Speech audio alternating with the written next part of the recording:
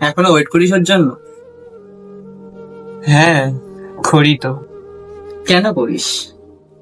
তুই তো জানিস ও আর কখনো ফিরবে না।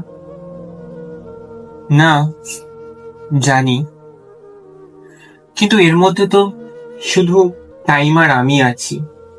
ও তো নেই।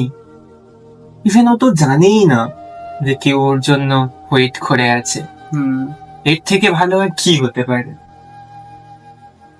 এই অপেক্ষা করে লাভ কি, এটা জেনেও যে সে আর কখনো ফিরবে না? আসলে অপেক্ষা অনেক সুন্দর, আর ফেরা না ফেরা সেটা যে তার ইচ্ছা। মানুষ অপেক্ষা করে তার প্রিয় মানুষের জন্য, তাই আমিও করব। সত্যি তুই পাগল একটা।